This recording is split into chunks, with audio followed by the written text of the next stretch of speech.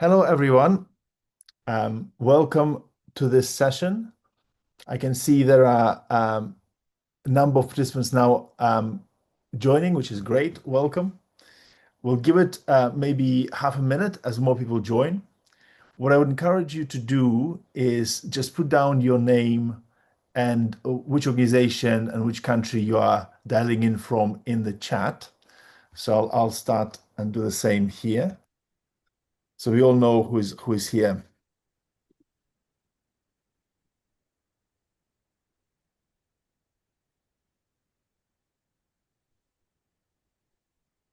So yes, I would encourage you, if you're joining, just to share your name, organization, and where you're calling in from in the chat. And we'll start in about a minute's time.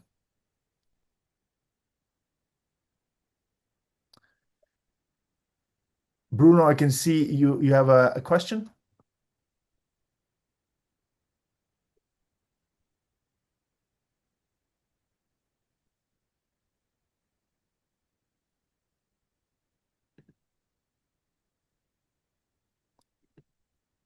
I think you might have to put your question in the chat, Bruno, because it's the session is set up that the chat is the main communication. So if you put your question there, then we can answer. If you have a question, I can see a couple of you have a hands up. Please put the question in the chat, please.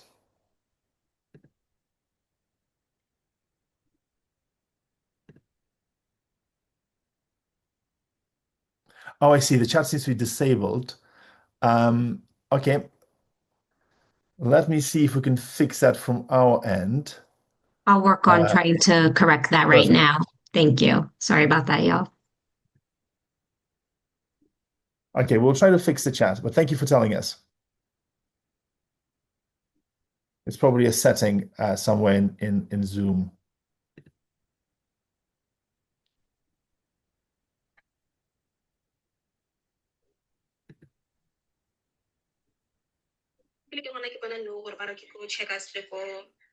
Ke check-a se le Shoprite fela and mo ke na le Pick n Pay ke ne bulang hoseng. Check-a se bula ka 8 and tshwanetse ke le mmerekong. O tla mpotsa feedback ka wena ga ene. Ke a leboga.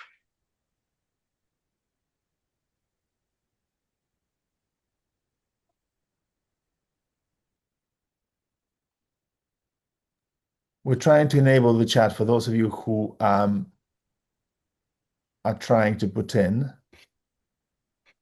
Hopefully, it'll start working in a few seconds.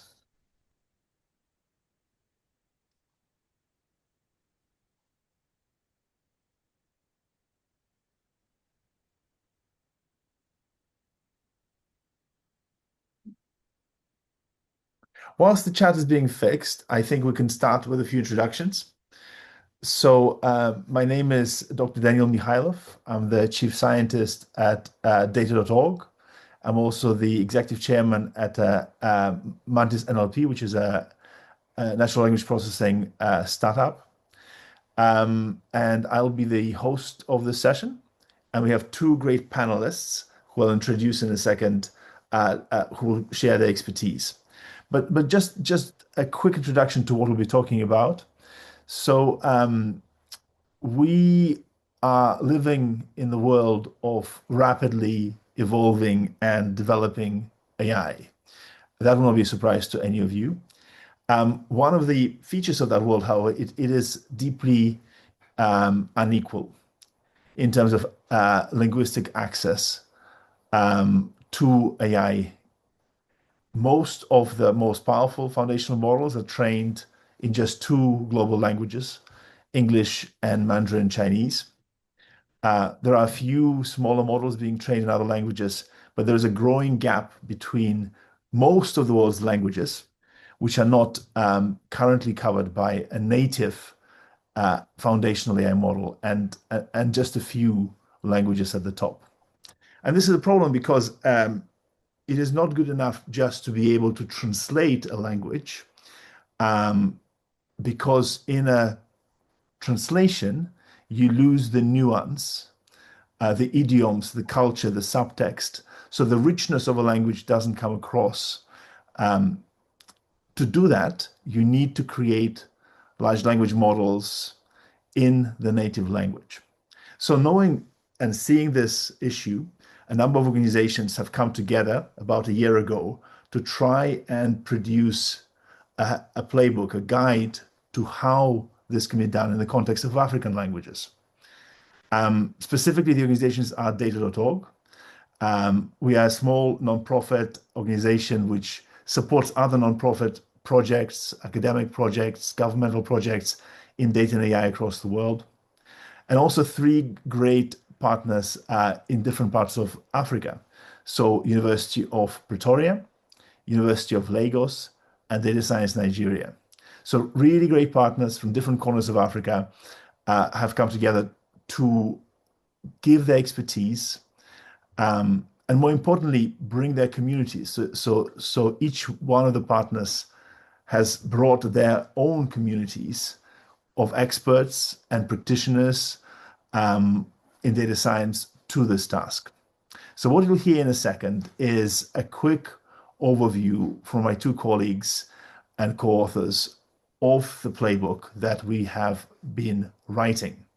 And I'm very happy to say that the first part of the playbook, which is dealing with oral data from languages, has now been published.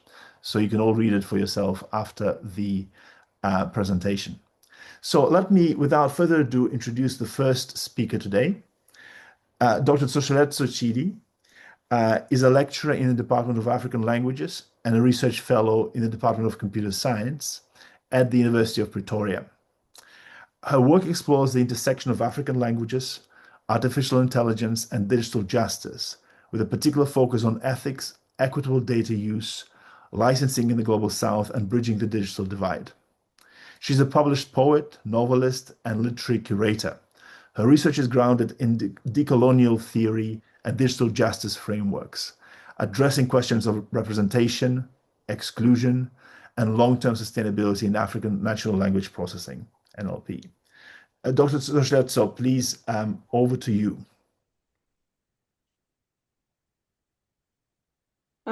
Thank you so much, Daniel, for the great introduction. I'll just switch on my camera just so they see me, but once I share my slides, I'll just switch it off. Thank you so much.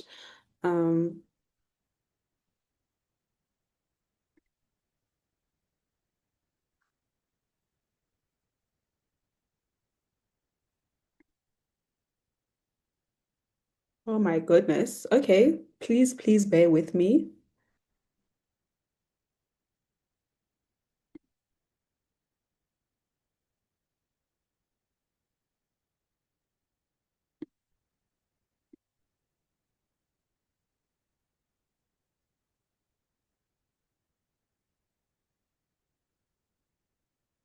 Okay, please bear with me for a second.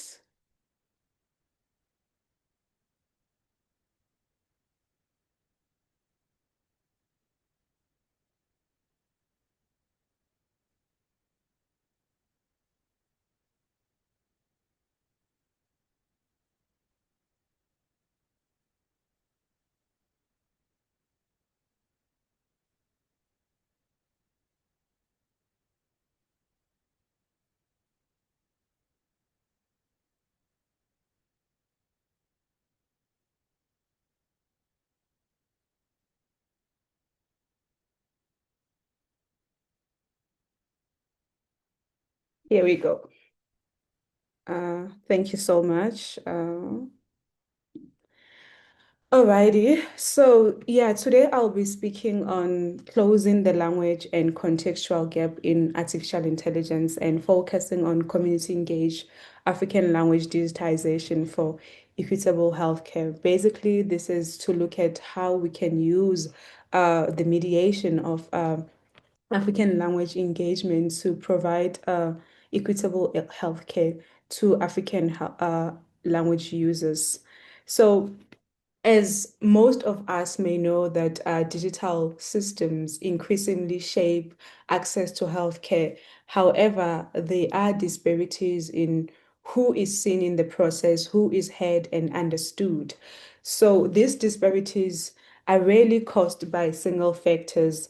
They emerge through overlapping social, technical, and linguistic exclusion. So while language digitization is often framed as cultural or technical context, it can also, this talk positions it as a critical healthcare access issue with direct implications for care, trust, and outcomes. So by words, trust, care, and outcomes, healthcare is very critical. There should be trust established in the process. Therefore, it's very important for patients to be reassured that they are being cared for and they can trust that process. And African speaking in your home language then can make it easier. But then what does it mean, let's say, in cases where healthcare practitioners and patients don't speak the same language? So AI translations or mediations can actually hold the space for both the health care practitioners and patients. I'm trying to move to the next slide. Okay, there we go. So what is really the problem? Um, the problem is the fact that African language digitization in health context often prioritize data sets, models, benchmark, but underplays or overlook what is real clinical communication in real clinical settings and what is cultural meaning of different symptoms.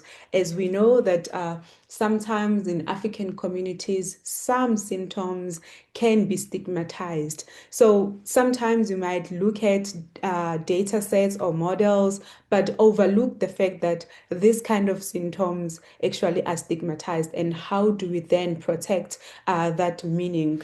Then, as well as community knowledge of health and illnesses, we know that we can have one illness in then a medical doctor describes it in a certain way, but you find that within an African community context, it's defined in another way. So how do we now bridge the gap to say what is ethically responsible? Because when issues or when errors like that happen, then real humans, real bodies are affected. Therefore, in healthcare, linguistic errors are not just neutral, but they are life altering and life threatening sometimes if there is miscommunication.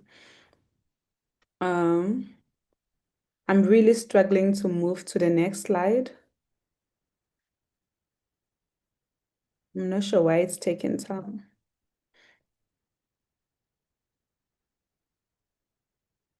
Okay, I don't know what I should do. Okay.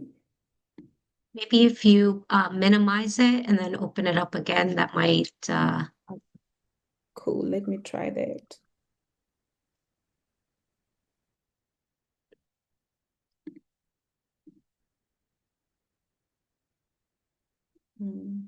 Okay, if I minimize, then it gives me the slides as they are, but let's see. Okay. So cool, guys. Sorry for that. We're going to look at the research focused and theoretical framework in such cases where digitization of African languages is focused on healthcare or access to healthcare. So most importantly is cross-disciplinary collaboration. Healthcare practitioners, technologists, linguists, and language practitioners have to work together. It's very empirical that there is a community engaged digitization of African languages for healthcare use cases that can be used to identify various equitable healthcare access through language. And again, the theoretical framework to bridge this work is digital justice. And digital justice now looks at power.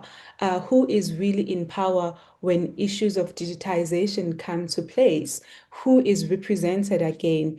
And then agency in AI-mediated health systems. Then we also look at theory of change. Theory of change now informs how participatory language practices may lead to better translation, accurate diagnosis, improved patient trust and outcomes. So what is really an African languages within AI-centered healthcare ecosystem? That ecosystem, as the previous slide emphasized on collaboration, is made up of health practitioners, can be doctors, nurses, and community health care workers. NLP researchers and technologists who really hold the space for us to be able to make digitization, then linguists and language practitioners who come to really inform context and cultural nuances of those languages which are being translated or digitized, as well as healthcare policymakers and institutions. They may work together with ethics committees and regulators. And this is the reason for this is at the end of the day, we need to be ethical in our practices and make sure that we balance everything. So no single group can solve linguistic exclusion in healthcare alone. We are forced to work together. Then role distribution. What is everyone doing? Just like I said in the previous slide, health practitioners, they define real diagnostic and communication needs. Then language practitioners come to hold the space for ensuring linguistic accuracy and cultural meaning. As I said, some diseases have cultural meaning, but then how do we now work together with professional medical officers to now give real meaning or real diagnosis? Then our technologists, they come to build AI tools that are responsible and that is ensured by policymakers as well as communities and regulators, just so we validate meaning, usage of those tools and trust, as well as govern deployments and accountability.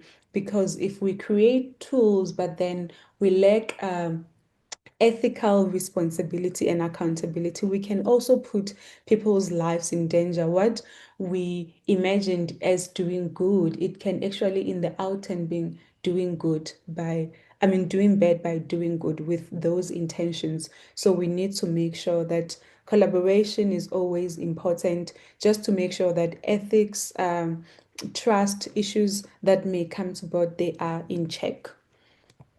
Then there's so much.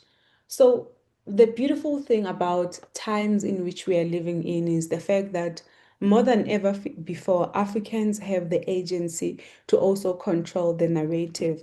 Africans have also the skills. Yes, we don't have enough infrastructure or enough money to build, but we have started. There are initiatives like Masakane that have started, and that actually gives us literature to work with to say, where do we look at? So, and in terms of the work that has already been started, what do we see? We see that AI translation can improve access only when language data is accurate, meaning that language data needs to be accurate. Who makes language data, or what makes language data accurate? Community engagement. Therefore, we see again that community engagement improves what? Semantic precision, cultural relevance, ethical legitimacy. And in health contexts, then errors, they can be amplified. So the theory of change, why does it matter? So when we started this project with the chairman of our board, Dr. Uyi Stewart, made sure that I always say he baptized us with the theory of change, and he wanted to make sure that also the playbook that we're going to share really speaks to theory of change within the African hemisphere. So it matters because in terms of the collaborative participation, it informs design into healthcare systems that are actually properly resourced and sustained beyond pilots. And it then limits issues such as extractive data practices, misdiagnosis, loss of trust, harm to vulnerable communities. If I can just speak to misdiagnosis, loss of trust. I spoke a little about the importance of building trust. Then community engagement allows you to actually win over the community if you start with them, if you design whatever AI system that you're going to be using, if you design it with them from the ongoing and you do not just use communities as data sources, but you see them as active partners in the project, and then you know that now the data is accurate. That avoid issues such as misdiagnosis. You don't want to build a tool then only to find that there is no trust from the community. Then what are the key arguments that we can take from this brief short talk is the fact that it is very, very essential to collaborate with linguists in language and healthcare digitization initiative. Language use extends beyond scientific meaning to social and cultural interpretation because language holds our culture, and our cultural context is captured within language. So it extends beyond scientific meaning, whether you can have this great scientific tool, but if the people or the real users don't relate to it, it might result not useful.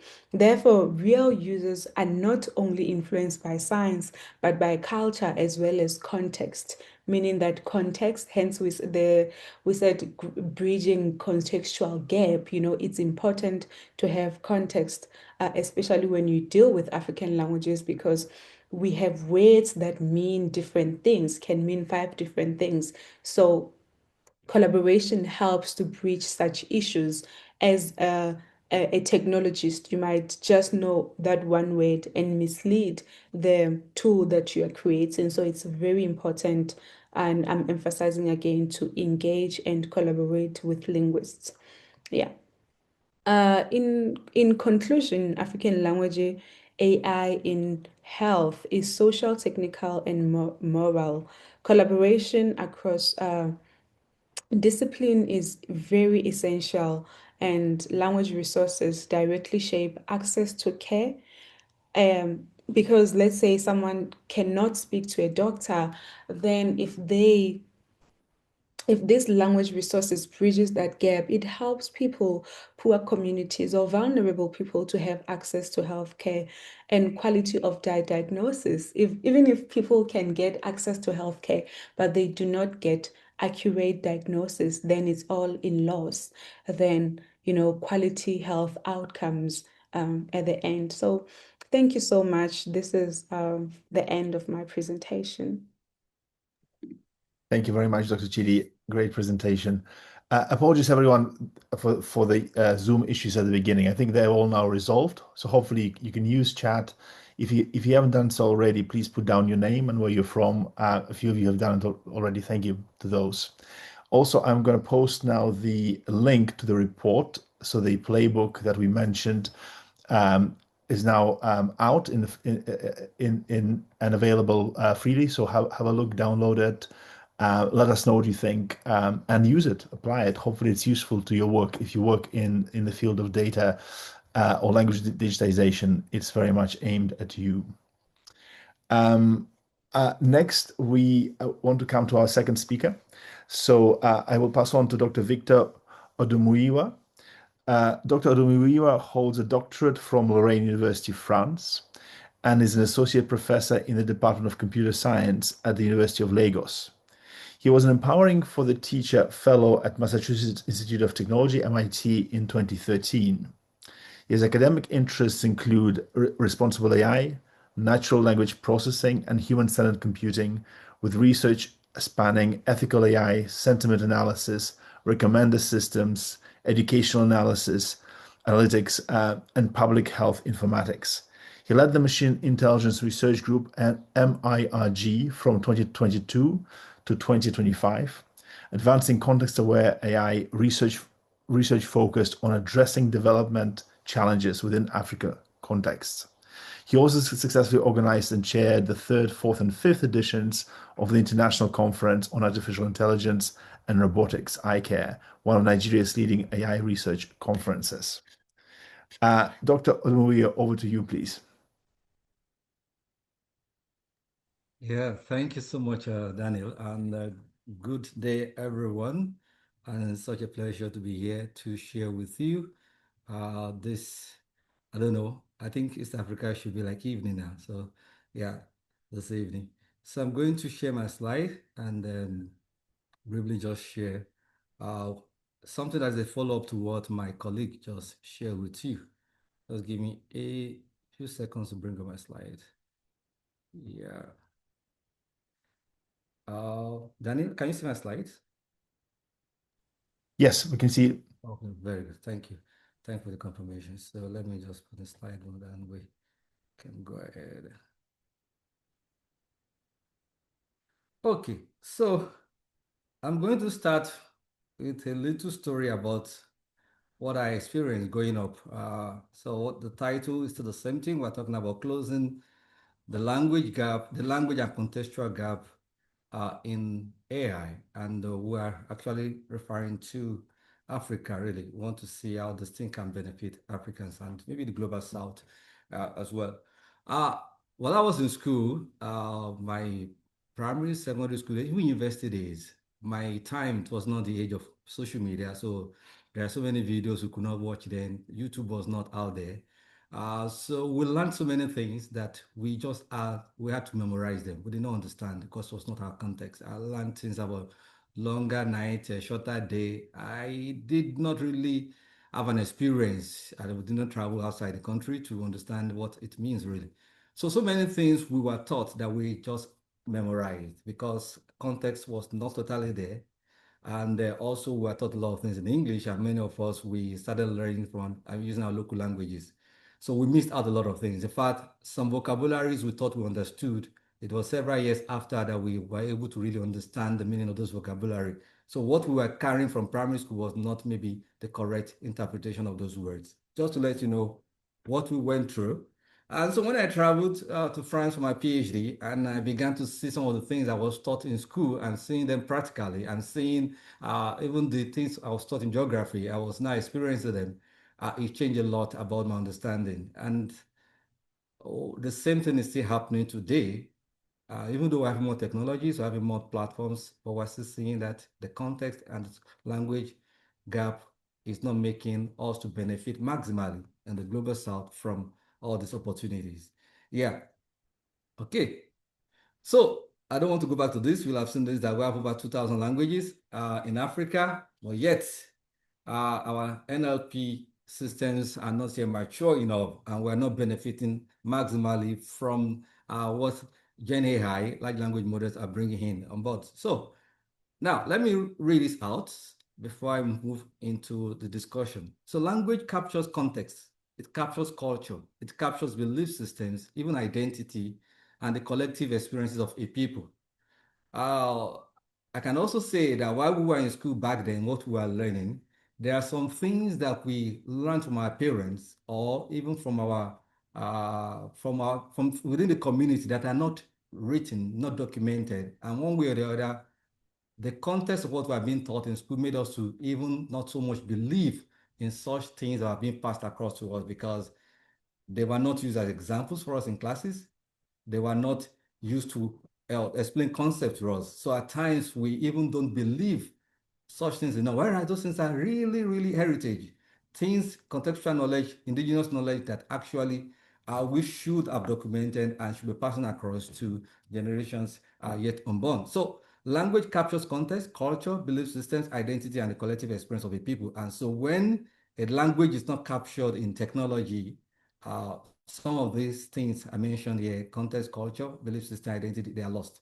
And we may even lose your identity and become something and become someone else. And so we need to see that in the light of education and also in the light of other things that happen, other businesses. Let me start with education. So when it comes to language of instruction, we all know that, I mean, in Africa, we talk about English language, we talk about French language, and we talk about Portuguese. Maybe in North Africa, they talk about Arabic, but most often in Sub-Saharan Africa, we focus more on English, French, and Portuguese. And we know that not everybody in our countries, in our nations, have a good mastery of these languages. So from statistics, from what has been recorded, what people have, the experience people have carried out, they say 30% higher reading comprehension when taught in a familiar or local language. So you have 30% higher reading comprehension when you have been taught in your local language or familiar language. And also 40% of learners globally are not taught in their mother tongue. That's another thing we're seeing, which we all experience, or I experience, but I think quite a number of people also experience it. And in some low to medium income countries, up to 90% learn in an unfamiliar language. So we can see how we lose a lot of things around our context because of the languages being used. It's not a problem to use English, French, and Portuguese, but things that we're missing, how do we maximize, how do we really help our learners, our children and the students to learn very well and understand those things based on their context and use their context to explain the concepts they are learning.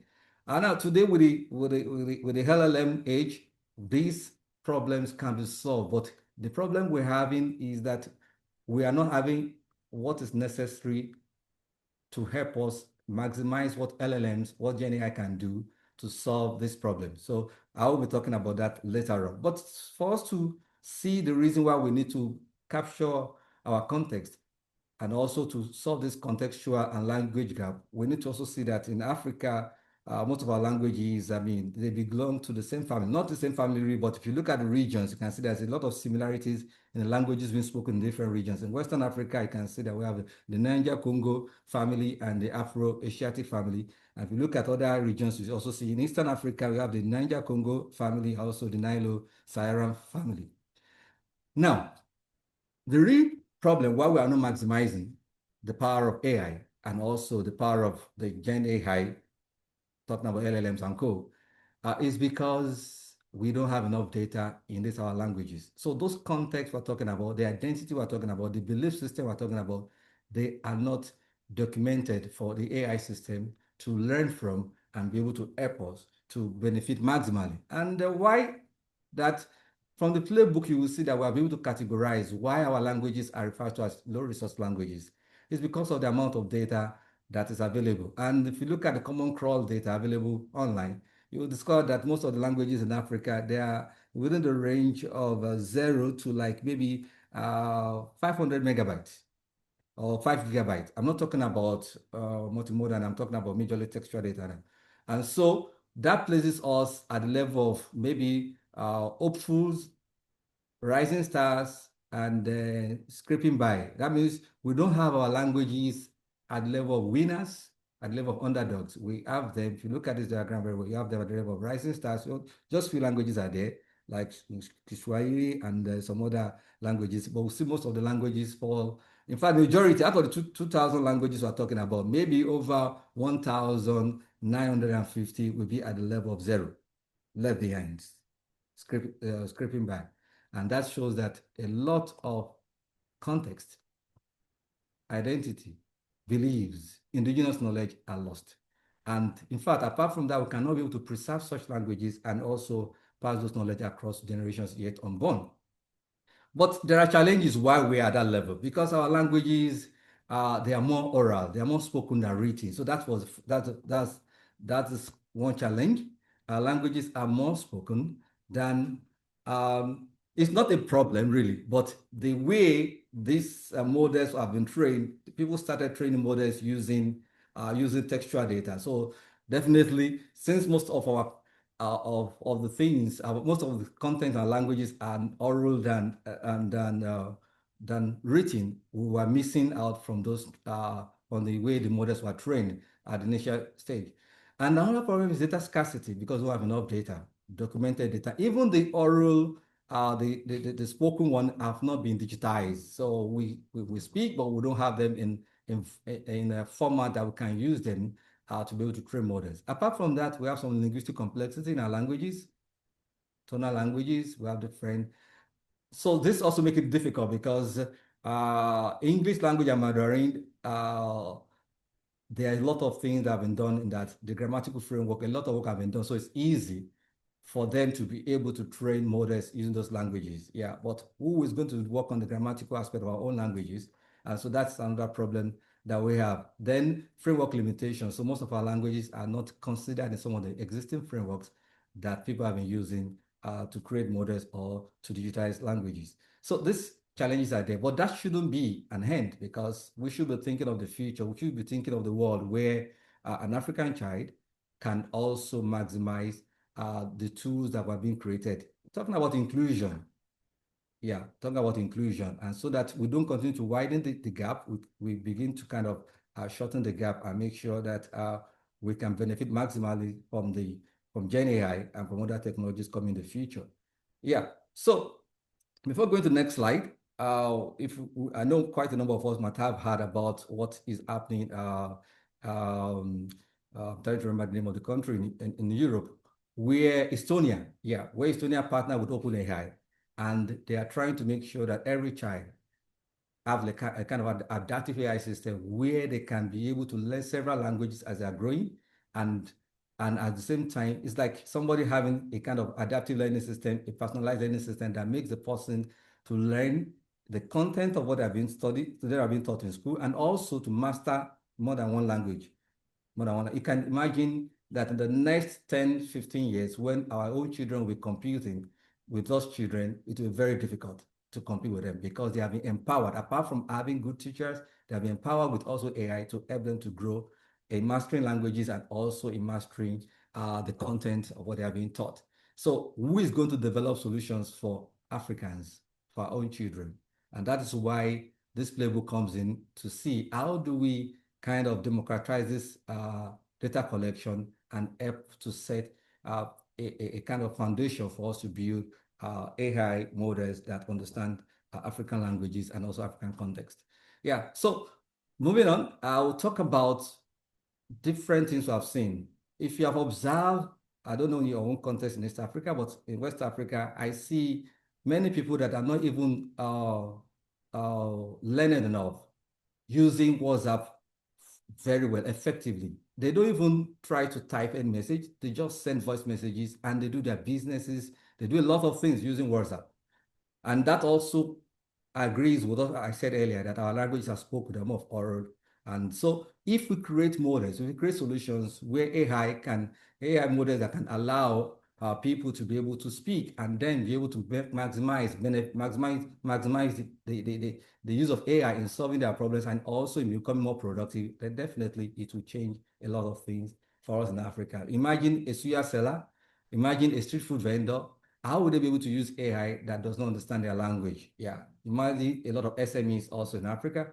How would they be able to use AI that does not understand their content and their language? Yeah, so this is what we're talking about, that we need to begin to create solutions that will speak to these people's context, and then they'll be able to maximize and benefit from AI. So what's the way forward? Our playbook provides a clear community-centered pathway to change this reality. It outlines how African languages can be ethically digitized, technically supported, and sustainably scaled through collaboration between communities, researchers, innovators, governments, global partners, making sure that no language, no people are left behind in the AI future. So I'm going to speak about the data collection. And since we have seen that most of our languages are oral, they are spoken, I will focus more on the audio data collection in the playbook. And we believe that when we build AI systems that is multimodal and that can support audio data in our local languages, it's going to really help the majority of people in living sub-Saharan Africa and the global south to maximize, to benefit a lot from the AI systems. And generally in audio data collection, we have what we call the read data and also the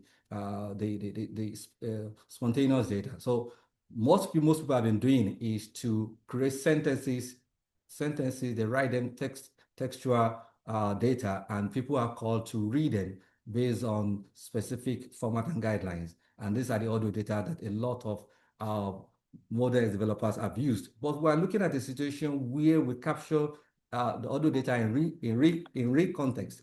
That is the way people actually speak and interact. how do we capture such data? And so the framework we created is more about the framework that supports spontaneous data capturing. And what we have there in the framework, we have about 7 different phases. Number 1 is the foundational readiness phase. So I believe by the time you read the playbook, you will get more information about that. And the second phase about theme and prompt design. So what we look at is that you don't just create data out of context. So you have to be able to come up, maybe there's a specific domain you want to create a model for. And then based on that, you create themes to build an ontological framework there. And that would distill into the kind of prompts you're going to be using to get the data collectors, or the ones we refer to in the book as like language consultants. So get them to be able now to speak and we record what they are saying based on those prompts that we use, whether it's an image prompt or textual prompt or a form of animation or a video that's without voice that they can now begin to express in their own natural language, and we'll capture that and be able to use that to train models. So there are different other things. The other phases in the model, we have participant recruitment. How do you recruit participants? Because we want representation. You don't just bring in adults. What about children? Children are part of the people we need to capture data from. What about people? I mean, it's a situation where we have different dialects of a language, so we need to have a representation. So all those things are captured in the playbook. And then how do you set up the audio data collection? How do you set up your equipment? What kind of equipment should you use? And what is the format of your data, the format you should use? So that also is, presented in the playbook. And also, how do you process the data? And then the next phase, which is one of the problems, where we have a lot of difficulties, how do you annotate and the data? So annotation and transcription of data is very key. When we capture it, we need to annotate it. We need to transcribe, and also we need to annotate it. So that's also well detailed in the playbook. How do we go about that? And also, how do we validate? Because at the end of the day, if the data you have is not of good quality and it's not actually representing the context you want to capture, your AI is what you put into it that is going to use. Yeah, so how do we align the data and do the validation, be sure that what we are going to feed into our AI systems are quality data that can help us. I'm going to jump the other slides. These are details about all these phases. Each phase, I'll have details about each phase. I will jump this, which you can see you can see them in the playbook. And I'm going to talk about opportunities. So this is a very big space to play in. Generally, when you look at the playbook, you'll see that we try to provide information on what has been done so far in NLP, in African NLP. A lot is yet to be done.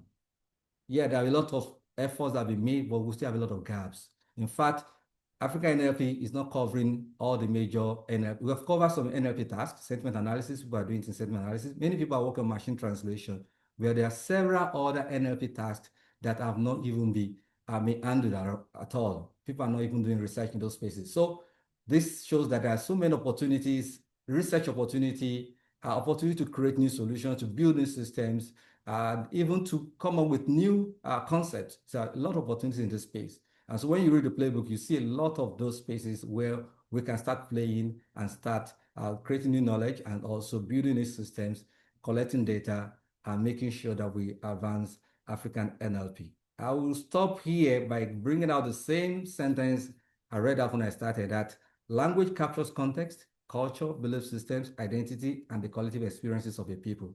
So until we create data that captures our context and our belief system and our culture, we may not be able to maximize our benefit from Gen AI and from LLM and even from SLM as well. Thank you so much for listening.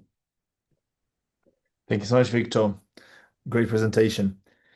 So hopefully the two presentations that we just listened to give you a taste of what you will find in the playbook. So I've posted a link to the playbook in the chat. Please have a look at it. As I said, it's a free-to-use resource, and we would love people's feedback, and we would love it to be useful to you. Now we have a few minutes for questions. So if I ask my panelists to bring back their camera so we can see each other, and please, if you have a question, put it in the chat. I don't think the voice is operating here, as far as I know, but if you put your question in the chat, then we will see it and we will answer it. I can see, Jabir, you have a hand up. I think the voice is disabled on Zoom. So if you please put your question in the chat, then we'll come to you.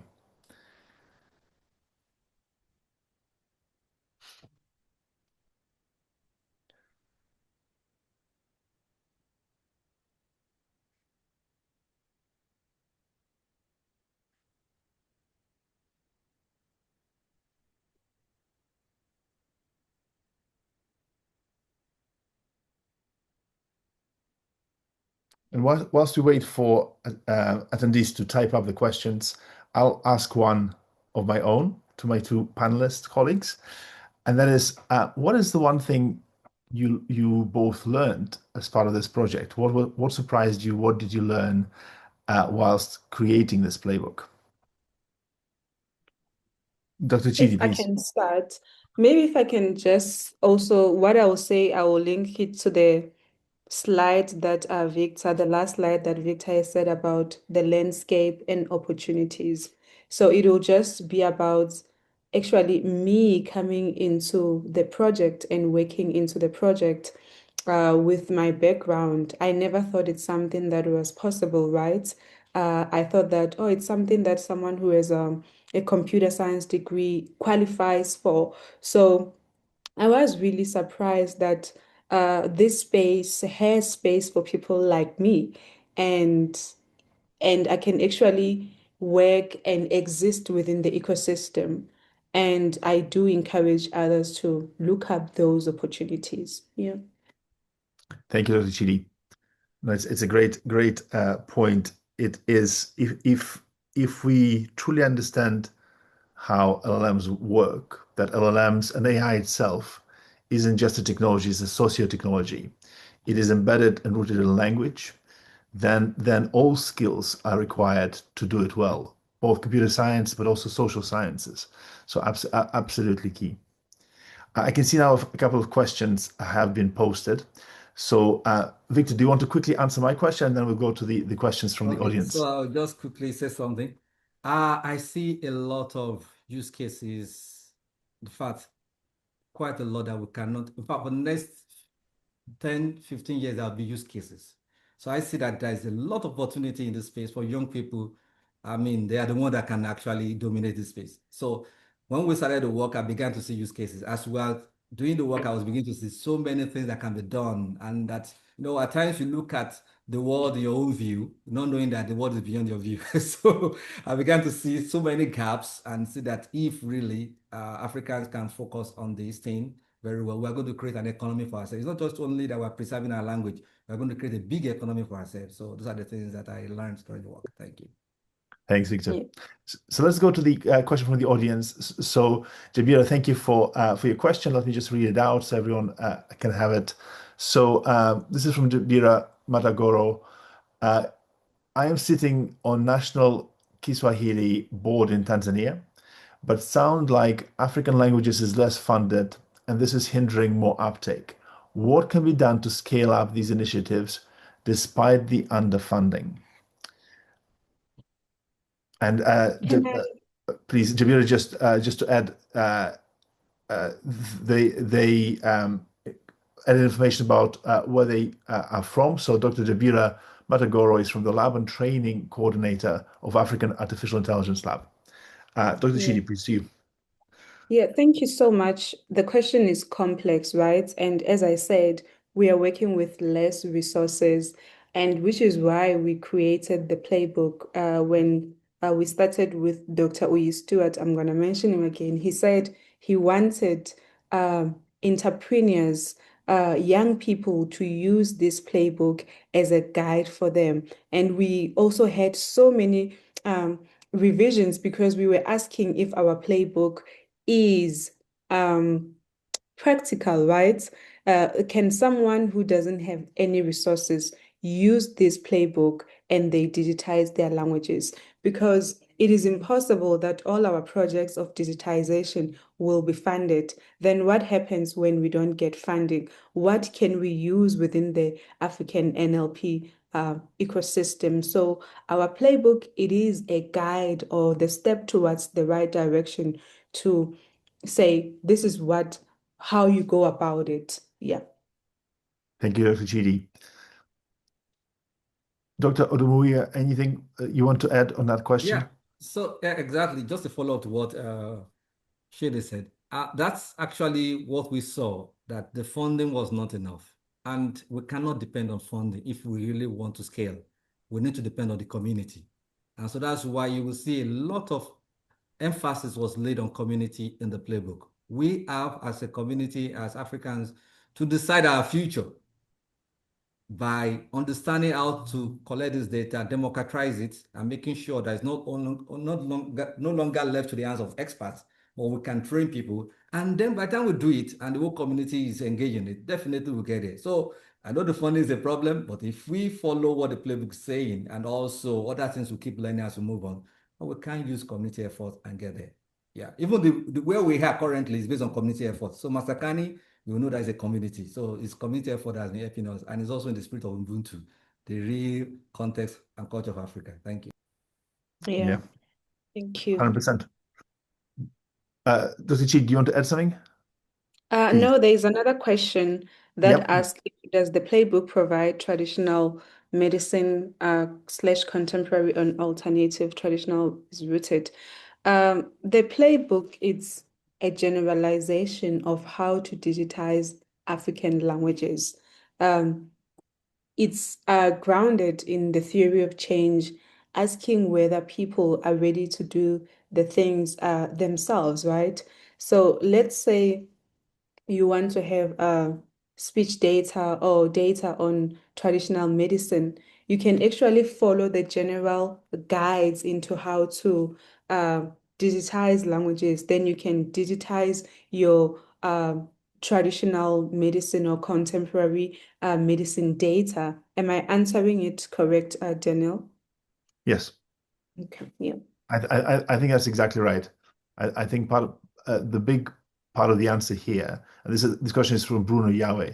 The big part of the answer here is that the playbook is designed to have a template for how to do this, and it allows communities, not just linguistic communities at national level, but it can be at kind of thematic level. So people who are interested in a particular aspect of culture, for example, traditional medicine. It provides a template for how to digitize data, language data around traditional medicine in order to get to the scale you need to then begin to train an LLM. So hopefully, so Bruno, please have a read of it, see if it helps, kick off a project. One of the things I think that we need to encourage is interdisciplinary collaboration. So, for example, experts in particular areas like traditional medicine working with computer scientists, working with linguists, and trying to use universities like University of Pretoria and University of Lagos, who are both partners in this project, as maybe hubs where people come together from across disciplines and collaborate following the template, in this playbook. Yeah.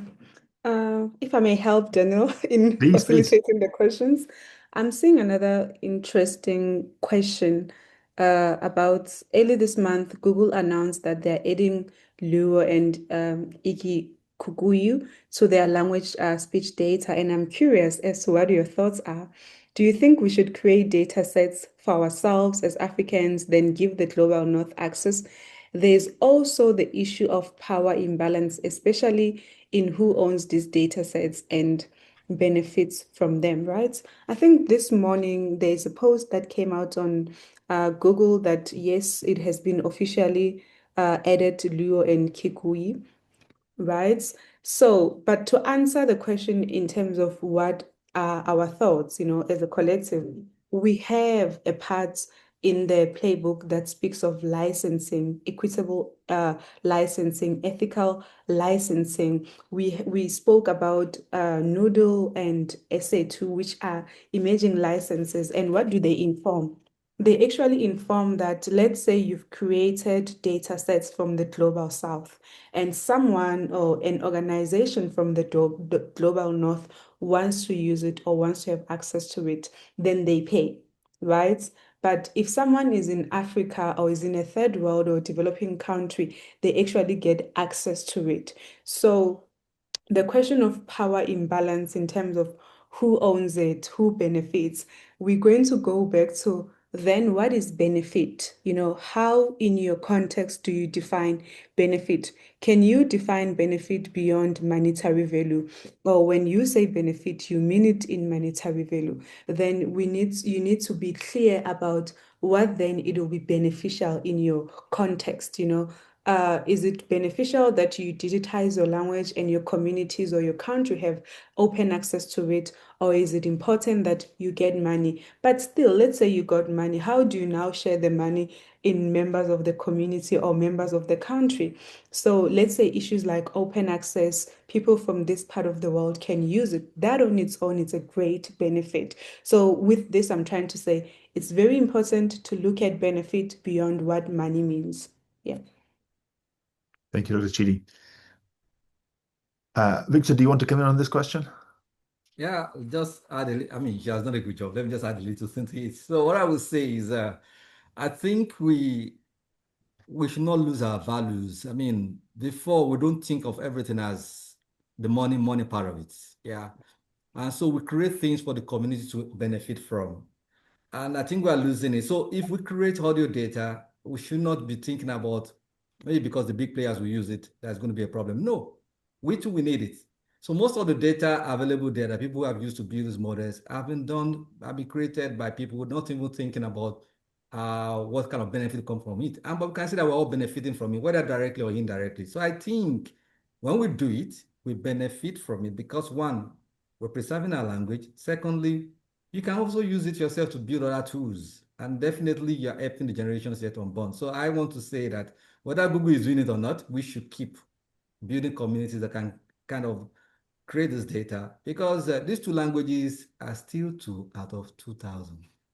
So you can imagine the number of languages that they are not thinking about, and they will not think about them in the next 5 years. So who will do it? The community that speaks the language. Thank you. Yeah, thank you, Victor. The only thing I will add really from a global perspective is that communities with data, it could be language data, should not underestimate how much they can negotiate for better terms. These companies, whether it's Google or OpenAI or others, in order for their LLMs to work, they need data, and they need increasingly new data all the time. So those who have the data, which is the communities, should never underestimate the kind of, they have some cards to play in the negotiation. So I would say, come into negotiation saying, you know what, you want my data, what are you going to give me in return? How are you going to help me? For example, how are you going to help me to continue to digitize my language? How are you going to support the efforts of young students working, at universities? So yeah, before saying yes, I would say think that you have a few cards to play and ask them to provide more. But know what you're asking for, right? Yes, Yeah. 100%. 100%. It has to be, you have to know. You have to know. And that goes back to the idea of collaborations. If a particular community maybe doesn't have a computer science expert to advise them, there are those experts in other communities. So reach out across, build a network, and support each other so that you don't have this conversation with the likes of Google, one small community at a time. You have a whole network of communities, which is much more bigger, much more powerful, having that conversation on much more equal terms. We have 1 minute left. We have great questions from the audience. Thank you so much to those who posted. Thank you to my panelists. If you want to continue to ask more questions, I'm sure you can reach out to Dr. Chidi, Dr. Odumohuya afterwards, or to any one of us. But please, as a first step, have a look at the playbook. And please send us your feedback once you've read it. We'd love to hear how we can improve it, what we can add. It should be a tool for the community, a resource for the community. So make sure to read it. You'll find the link in the chat that was posted there. Thank you so much. Have a great rest of your day. I wish you a very peaceful day. All the best. Bye-bye.